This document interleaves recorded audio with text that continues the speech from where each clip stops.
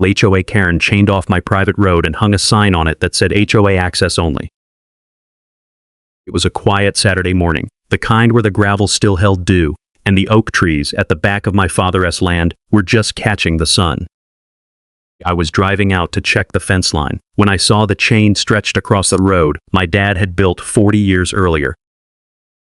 Marlene Price stood beside it with a clipboard, sunglasses, and her phone pointed at me like she was recording evidence. She said the HOA board had voted to take control of the road for community emergency access. If I removed the chain, she said I would face a $250 a day fine, contractor fees, and possible legal action. I didn't yell. I didn't touch the chain. I only asked one question.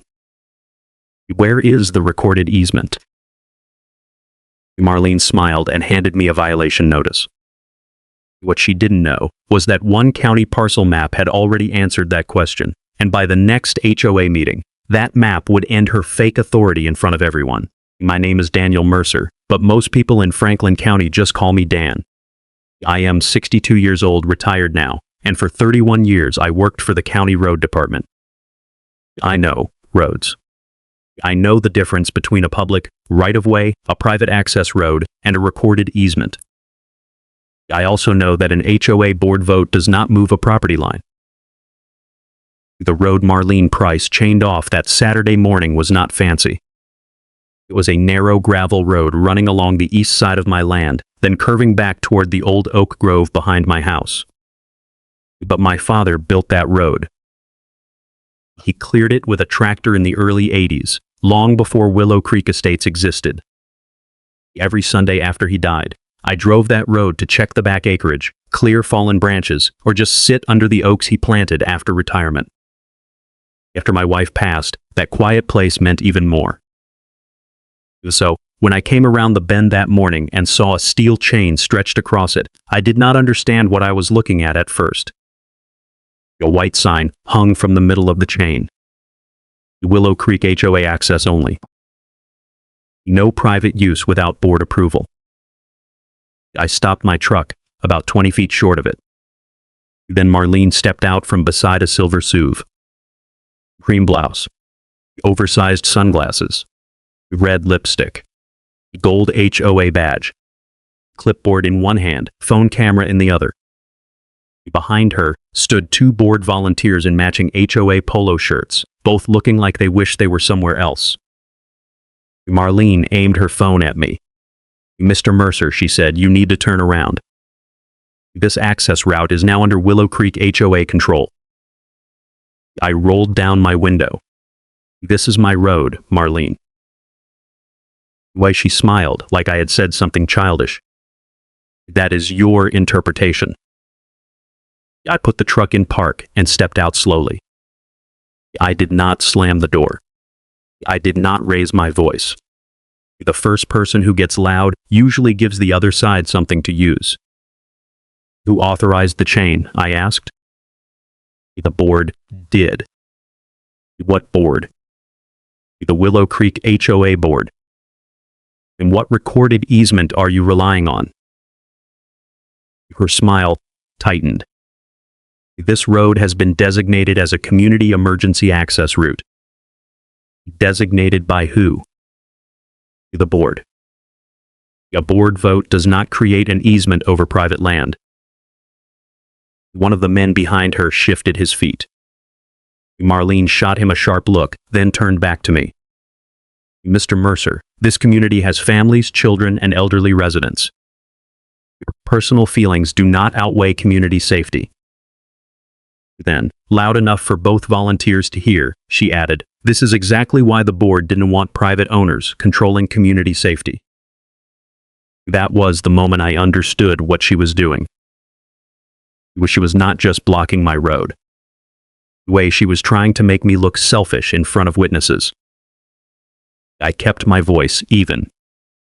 If the county wanted this road for emergency access, there would be a recorded dedication. If the HOA had access rights, there would be a recorded easement. "Well, show me the document." Marlene pulled a paper from her clipboard and held it out. This is your notice of violation. I'm not a member of Willow Creek HOA. You are obstructing HOA-controlled access property. I took the paper and read it once. It was printed on Willow Creek Estates letterhead. Marlene S.'s signature was at the bottom in blue ink. It claimed I had 48 hours to comply with HOA Access Authority, or face a $250 daily fine, contractor costs, and legal action. But there was no parcel number, no deed reference, no easement language, no recording number, no county stamp. Just Marlene's signature and a lot of confidence. I folded the notice and put it in my shirt pocket. You need to move your vehicle, she said. I am stopped in front of a chain you placed across my private road. That will be reviewed at Tuesday's board hearing. What hearing? The board will give you an opportunity to explain your non-compliance.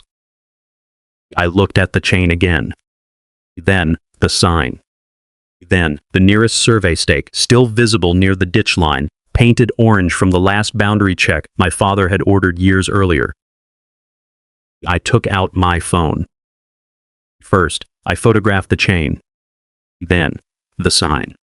Then, the metal posts. Then Marlene SUV. Then, the violation notice. Marlene S. face changed. What are you doing? Documenting. You do not have permission to photograph HOA personnel. You're standing on my road. For a few seconds, nobody spoke. Then, one of the volunteers muttered, Marlene, maybe we should wait for the attorney. She snapped, the board has already voted. I took one final photo with the sign and the survey stake in the same frame. Then, I got back in my truck, backed down the gravel road, and turned around without touching the chain. By the time I reached my kitchen, my coffee had gone cold. I laid Marlene's notice beside my father's deed, the old survey, and the county parcel file. At first, I thought Marlene had misunderstood an old map. Then, opened the deed description and saw my father's road listed inside my parcel. By Tuesday morning, she would put her mistake in writing, and that letter would become the first exhibit against her. By Monday morning, the chain was still there. I could see it from my kitchen window if I leaned a little to the left and looked past the split rail fence. The white sign caught the sun every time the wind moved it. Willow Creek HOA access only. A sign does not change a deed. A chain does not create an easement. I knew that. But there was something insulting about seeing someone else's name hanging across my father's road, like they had discovered it, improved it, and claimed it all in the same weekend. So, I did what I had learned to do after 31 years with the county. I documented before I reacted. At 7:15 a.m., I walked down the road with my phone and notebook. I photographed the chain, the sign, the posts, and the nearest orange survey stake visible near the ditch line. Then I wrote down the date, time, weather, and one simple note. While chain still installed. No county notice. No recorded authority visible. It felt small while I was doing it, but paper has a way of becoming louder later. At 10:42 a.m., the official letter arrived. The envelope had the Willow Creek Estates logo in the corner, with Marlene Price listed as board president. I opened it at the kitchen table, the same table where my father used to spread out seed catalogs every winter. The letter was 2 pages long. It stated that the road along the eastern edge of my parcel had been recognized by the Willow Creek Board as a community emergency access route. It ordered me not to remove the chain, not to interfere with HOA access planning, and not to obstruct any contractor hired to inspect or improve the route. Then came the fine. $250 per day for non-compliance, beginning 48 hours after receipt of the notice. Below that, Marlene had added a sentence in bold. Failure to cooperate may result in contractor recovery charges, legal escalation, and public safety reporting to county authorities. I read the letter twice. There was no parcel number, no deed book, no plat reference, no recorded easement, no county order, no legal description of the road. Only the phrase recognized by the board. That phrase told me more than Marlene probably meant to say. Was she was not saying the county recognized it. Was she was not saying the deed recognized it. She was not saying a recorded easement recognized it. What she was saying her board did.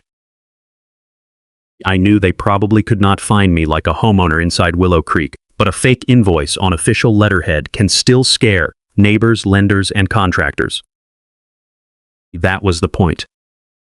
The letter was not just about money. It was about pressure.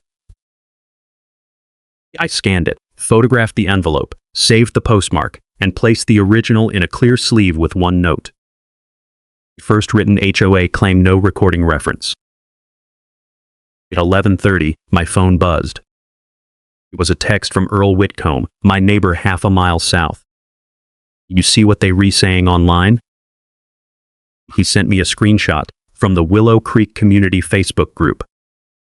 Marlene had posted that morning. She did not use my name, but she did not have to. While a neighboring landowner is currently obstructing a designated emergency access route, the board is taking appropriate action to protect residents, first responders, and community safety. Please do not engage directly. Documentation is being collected. The comments were already stacking up. Why would someone block emergency access? That sounds dangerous. Can the county force him to open it? This is why private landowners shouldn't control shared infrastructure. I stared at the screen for a long moment. That was the first time I felt real anger. Not the loud kind. The quiet kind. The kind that comes from watching someone build a story around you while leaving the truth outside the frame. Marlene had not shown them the deed. While she had not shown them the parcel map. She had not shown them a recorded easement because she did not have one. But she had shown them fear. And fear works fast in a neighborhood. By noon, 2 Willow Creek residents had driven down near the chain. One held up a phone and filmed the road. The other pointed toward my house. I stayed on my porch. I did not walk over. I did not argue. I took one photograph from my side of the fence and wrote down the time. At 1:18 p.m., a sheriff's deputy pulled into my driveway. His name was Deputy Collins. I knew his face from storm calls and washed-out culverts, but not personally. "Mr. Mercer?" he asked. "That's me. We got a call about an access dispute." I nodded toward the road. I figured, you might. Marlene arrived 3 minutes later, like she had been waiting nearby. While same sunglasses, same clipboard, same phone in her hand. This time she carried a printed copy of the HOA letter. "Deputy," she said before he could ask anything, "this is a community safety issue. Mr. Mercer is refusing to cooperate with an emergency access designation." Deputy Collins looked at me. "Was the chain yours?" "No." He looked at Marlene. "Who installed it?" "The HOA authorized installation." "On whose property?" Marlene paused. "The road serves the community." That less, not what I asked. Her jaw tightened. Deputy Collins turned back to me. "Do you have documents showing ownership?" "I have my deed and the last survey inside. I also have the county parcel number." Marlene cut in. "This is not about ownership. This is about safety." The deputy held up one hand. "I am not here to enforce HOA rules. If there is a recorded easement or county emergency access order, we'll look at it. If there is this sounds like a civil property dispute." I saw Marlene's expression change. Not much. Just enough. But she handed him the HOA letter. He read both pages. Do you have the recorded easement? He asked. The board voted. That's not the same thing. For the first time since Saturday, Marlene had no immediate answer. The deputy photographed the chain and told both of us the same thing. Nobody should damage anything. Nobody should threaten anybody, and both sides should bring recorded documents before escalating. Then he looked directly at Marlene. I would be careful about representing this as county-approved emergency access unless you have county approval.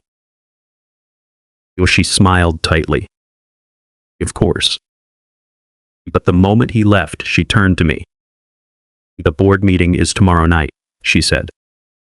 You will have one chance to cooperate before we move forward with contractor access.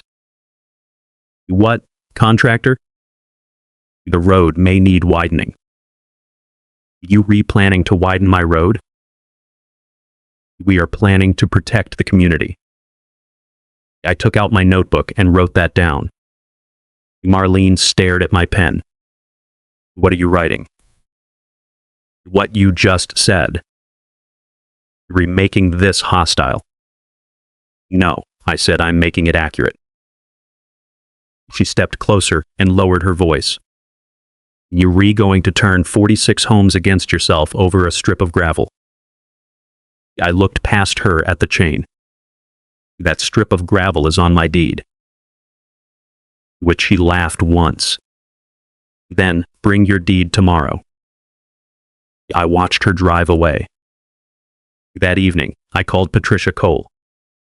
I told her about the chain, the letter, the Facebook post, the deputy, and Marlene's comment about widening the road. Patricia did not interrupt. When I finished, she asked one question. Did the HOA letter cite a recording number? No. Good, she said. Scan me everything. I already did. There was a pause. Then she said, Dan, tomorrow morning, go to the county records office. Get the parcel map, the deed history, and the easement index for both properties. Not just yours, the HOA's too. You think they have anything? If they had anything, Marlene would have shown it to the deputy. I looked out the window at the chain in the dark. Marlene thought the pressure was working. The letter, the fine, the post, the deputy call, the meeting threat. But she had made one mistake. She put her claim in writing before checking the records.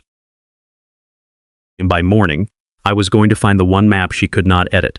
The county records office opened at 8:30. I was standing outside at 8:20. The old habit. County work teaches you that the person who arrives early usually gets answers before the phones start ringing. A clerk named Rebecca looked up when I gave her the parcel number. Morning, Dan, she said. What are we looking for? Parcel map, deed history, and any recorded easement touching the east access road. The way she glanced at Marlene's letter after I handed it over. Her eyebrows lifted slightly at the phrase community emergency access route. Do they cite a recording number anywhere? No. Ranch, she nodded once. Then let's see if one exists. For the next 40 minutes, Rebecca pulled the records. First came my deed. Then the previous deed from my father. Then the subdivision plat for Willow Creek Estates. Then the county parcel map. Rebecca printed the map on oversized paper and turned it toward me. There it was. The gravel road ran inside my parcel boundary. Not along the line. Not across HOA common area. Inside. The orange survey stake near the ditch matched the corner reference on the map. The road curved back toward the oak grove, exactly where my father's survey had always shown it. Rebecca tapped the paper with one finger. If this is the road they chained, it is on your parcel. I looked at the map for a long moment. There are times when anger makes you loud. There are other times when proof makes you quiet. This was the second kind. What about easements? I asked. She pulled the easement index for my parcel and the adjoining HOA parcel. There was one recorded utility easement from years ago, allowing electric and maintenance crews to access a service line near the boundary. That was it. No public road dedication. No emergency access easement. No HOA road easement. No recorded agreement giving Willow Creek the right to control, chain, widen, inspect, or regulate that gravel road. Rebecca stamped the copies and gave me a certified easement index showing no recorded access right for Willow Creek. This is not legal advice, she said carefully, but I do not see anything here that gives the HOA access rights over that road. I understand, and by the time I left, I had the parcel map, deed pages, subdivision plat, easement index, and a record search receipt. I scanned everything from my truck before I even drove home. Then I sent it all to Patricia. Her reply came 12 minutes later. Do not reveal everything tonight. Let them make their record. We will respond formally after.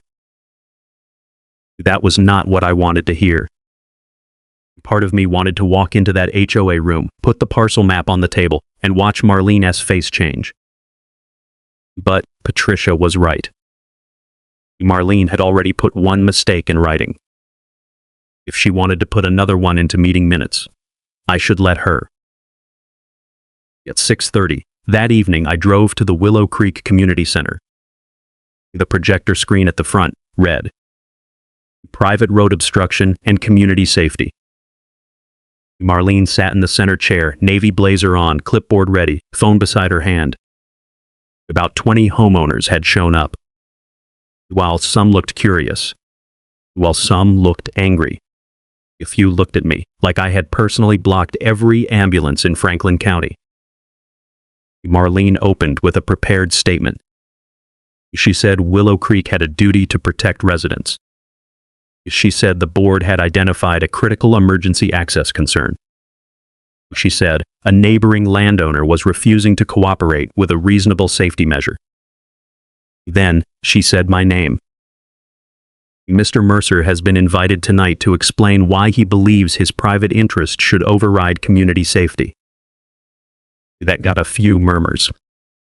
I stood slowly. I have one question, I said. Does the board have a recorded easement for the road? Marlene smiled. The board has already reviewed the access issue. That is not what I asked. Her smile faded. A man at the far end of the board table shifted in his seat. I recognized him after a second. Howard Larkin, former treasurer. I had seen his name on old HOA financial reports. Marlene cut me off. This meeting is not a courtroom, Mr. Mercer. No, I said. That is why I am keeping my question simple. A few people turned toward her. Marlene looked down at her papers. The board voted to proceed with emergency access protection, pending further review.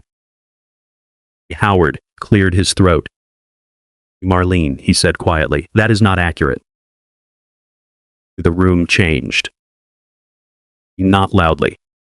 Not all at once. But people heard it. Marlene turned toward him. Howard, this is not the time. He looked uncomfortable, but he did not back down. There was discussion. There was not a valid vote. There was no quorum when the motion was raised, and no attorney reviewed any easement. Someone in the second row said, "Wait, what?" Marlene's face tightened. We are not debating internal procedure in front of a non-member. I wrote that sentence down. Internal procedure. Non-member. No valid vote. The meeting ended without a resolution. Marlene announced that the board would continue reviewing enforcement options and told residents not to approach me directly. But the damage had already been done. Howard caught me in the parking lot before I reached my truck. I should have said something sooner, he said. You said it when it mattered. We looked toward the community center doors. There is no vote, Dan. And there is no easement. Marlene wants that road as a second entrance. She thinks if she creates enough pressure, you will give in. Would you put that in writing? Warren, he hesitated. Then, he nodded. The next morning, Howard emailed me a signed statement. By noon, Patricia had the parcel map, the deed, the easement index, Marlene S. letter, my notes from the meeting, and Howard S. statement. She called just after lunch. We have enough to send formal notice. What does that mean? It means Marlene is done making claims without consequences. Well, she drafted the letter that afternoon. It demanded removal of the chain, cancellation of the notices, retraction of the public claim, preservation of records, and no further entry onto my road. At the bottom, Patricia added one sentence. If the HOA contends it has access rights, provide the recorded easement, deed transfer, county dedication, court order, or binding access agreement establishing those rights. I read that sentence 3 times. Because it was the whole case in one line. Marlene had a chain. She had a sign. Well, she had a Facebook post. She had a room full of frightened homeowners. But I had the map, the deed, the records, and the one board member she forgot to silence. And now she had 72 hours to prove an authority that did not exist. Marlene did not remove the chain within 72 hours. Well, she did not cancel the notices. She did not retract the Facebook post. Instead, on the last afternoon before Patricia's deadline expired, Willow Creek sent one more email. It was short. The board, Marlene wrote, stood by its emergency access determination and would address my continued noncompliance at a special community meeting Friday night. Patricia called me 10 minutes after I forwarded it. She is giving us the room, she said. And if she repeats the claim there, it will be in the minutes. What does that mean? It means she wants a public fight, so we will give her a public record. I spent Friday afternoon at Patricia's office. We did not prepare a speech. We prepared a sequence. First, Marlene's notice. Then, the HOA letter. Then, the county parcel map. Then, the easement index. Then, Howard S. statement. Then, one final page Patricia had received that morning, a written response from the county records office confirming that no public road dedication, no emergency access easement, and no HOA access agreement had been recorded for my parcel. Patricia put that page on top. This is the one she cannot talk around, she said. The Willow Creek Community Center was full by 6:30. Not just the usual board members. Homeowners lined the back wall. A few had phones out. Earl Whitcomb stood near the door with his arms folded, even though he did not live in Willow Creek. Howard sat 3 rows from the front, staring at his hands. Marlene stood at the board table in a red blazer, smiling like she had practiced it in a mirror. Behind her, the projector showed. Special meeting, emergency access enforcement. She opened with the same words she had been using all week. While community safety, emergency planning, non-cooperation, private interest versus public good. Then she looked directly at me. Mr. Mercer was given every opportunity to work with this board. Instead, he hired an attorney to threaten a community of families. A few people murmured. Marlene lifted her chin. The board cannot allow one private landowner to endanger Willow Creek. Patricia stood before I could. My client will answer one question, she said. What recorded document gives Willow Creek HOA the right to chain, regulate, widen, or control his road? Marlene's smile stiffened. This is not a deposition. No, Patricia said. It is a meeting where your board accused my client in front of residents. So let us keep it simple. She placed Marlene's violation notice on the table. This is the notice Mr. Mercer received. Then, the HOA letter. This is the letter claiming the road was recognized by the board as emergency access. Then, Patricia looked at the room. Neither document cites a parcel number, deed reference, easement, county order, or recording number. A homeowner in the second row leaned forward. Is that true? Marlene snapped. Legal counsel is reviewing the matter. Patricia placed the county parcel map on the table.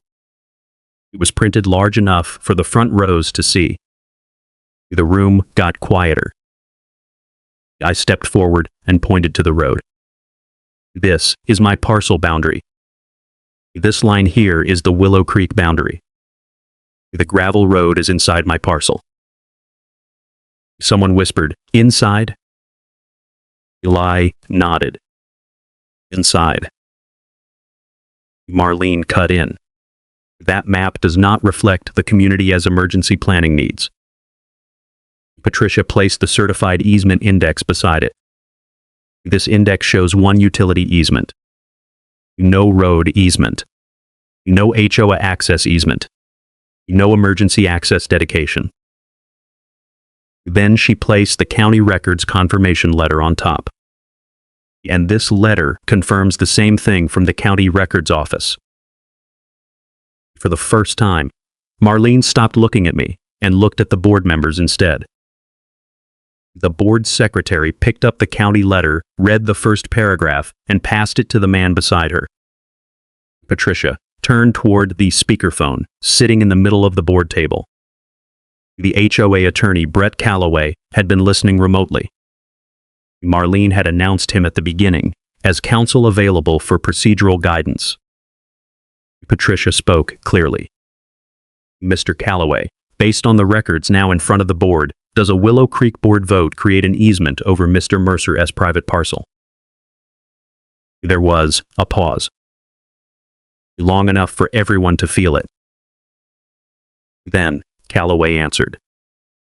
No, a board vote does not create a property interest in land owned by a non-member. Marlene's face changed. Patricia continued.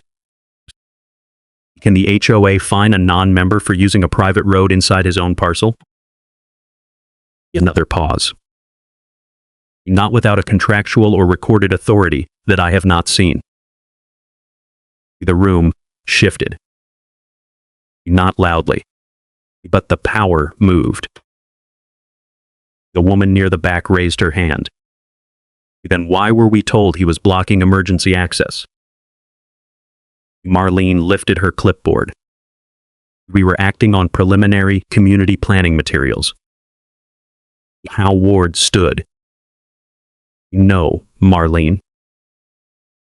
Every head turned. He looked nervous, but his voice held. There was no valid vote. There was no quorum. I told you we needed legal review before anything was installed. Marlene pointed at him. You are out of order. Howard shook his head. No, the chain was out of order. That was when the room broke. Not into chaos. Into questions. The same people who had looked at me like a threat were now looking at her like she owed them an explanation. Who approved the contractor? Were we going to be billed for this? Did you post that Facebook statement without checking the deed? Why did you say the board voted? Do we have other notices like this? Marlene tried to speak over them. This is being misrepresented. But nobody was looking at her the same way anymore. The board secretary leaned toward the speakerphone. Mr. Calloway, what should we do tonight? Calloway's voice came through flat and careful. My recommendation is that the board remove the chain immediately, suspend enforcement related to this matter, retract any public statement implying county-approved emergency access, and preserve all records for review. Marlene stared at the phone like it had betrayed her. I did not smile. I did not say I told you so. I just watched the red blazer, the clipboard, the phone camera, and the whole performance shrink under the weight of one parcel map. The board voted that night to remove the chain. Not next week. Not after another review. That night. 2 volunteers left the meeting early with bolt cutters. Marlene stayed seated while they walked out. For the first time since I had met her, she had nothing in her hands that looked like authority. By the time I got home, the road was dark. But the chain was gone. Only the sign remained, leaning against the ditch where someone had dropped it face down in the gravel. And the next morning, Willow Creek residents would wake up to a very different question. Not why I had blocked emergency access, but why their HOA president had claimed a road the county records said she never controlled. By sunrise, the chain was gone. Not moved to the side. Not loosened. Gone. The 2 metal posts were still there for a few more hours, leaning slightly where the volunteers had cut the chain loose in the dark. The white HOA sign lay face down in the ditch, red letters pressed into wet gravel like it was ashamed of itself.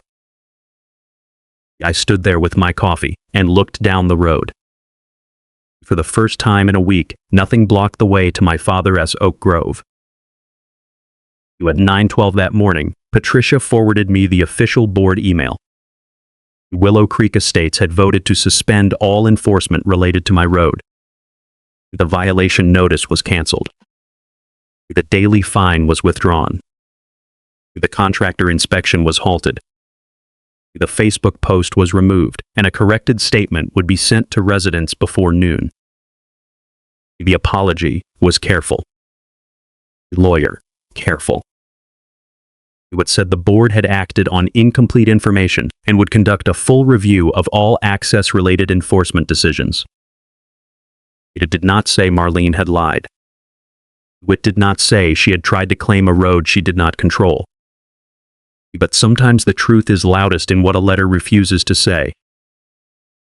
By noon, the corrected statement went out to every Willow Creek resident.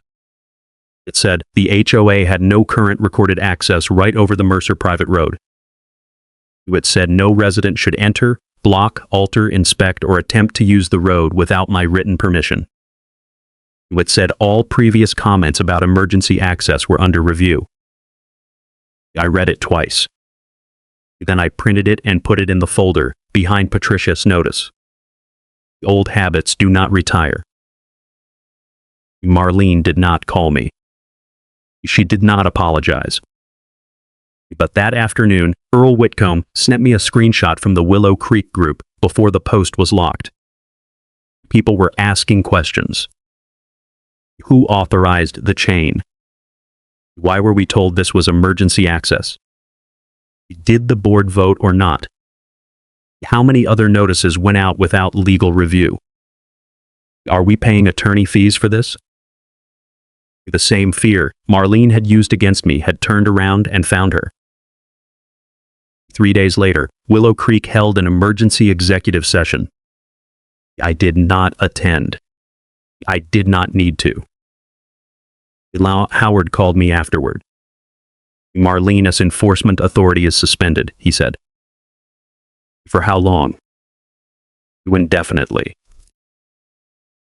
I leaned back in my kitchen chair. Howard continued. She can issue violation notices. She can contact contractors. She can speak for the board on property access. Everything has to go through legal review now. That sounds like a start. Wes, more than a start, he said. They reopening an audit. The audit covered 2 years of enforcement letters signed by Marlene. Fences, drainage complaints, parking notices, architectural threats, anything involving property boundaries, access, or fines. Within 2 weeks, 3 homeowners had fines reduced or canceled because the board could not find proper vote records. One older couple received a refund for a drainage correction fee. Marlene had pressured them into paying, even though the issue was on county-maintained right-of-way. That one bothered me the most, because people like Marlene rarely start with the biggest abuse. They start small. A letter here. A family, a threat there. A phrase like "the board has decided," when the board has not actually done anything at all. Then one day, they chain a man's road and act surprised when the map talks back. That was when I stopped seeing this as my road problem and started seeing how long from fear had been used as policy. At the next open meeting, Marlene resigned as HOA president. She did not give a long speech. According to Howard, she said the community had become too hostile toward volunteers and that she would no longer serve in an environment where board members were personally attacked for protecting residents. No one applauded. That detail stayed with me. Not because I wanted humiliation for her, but because silence can be its own verdict. A new interim board was elected the following week. Howard became treasurer again. A woman named Linda Carver, who had been one of the residents asking questions that night, became interim president. The first rule they passed was simple. No enforcement letter involving property access, easements, boundaries, or fines could be issued without 2 board signatures and attorney review. The second rule required meeting minutes to be posted within 7 days. The third required the HOA to verify county records before making any claim about land outside its subdivision boundary. Patricia sent one final letter to Willow Creek. It demanded reimbursement for my certified records, survey consultation, and legal notice fees. They paid without arguing. Not a fortune. Not a courtroom victory. But enough to make the point clear. The road was mine. The chain was theirs. The bill for removing the lie belonged to them. On the first Sunday after all of it ended, I drove the gravel road again. Lonely, slowly.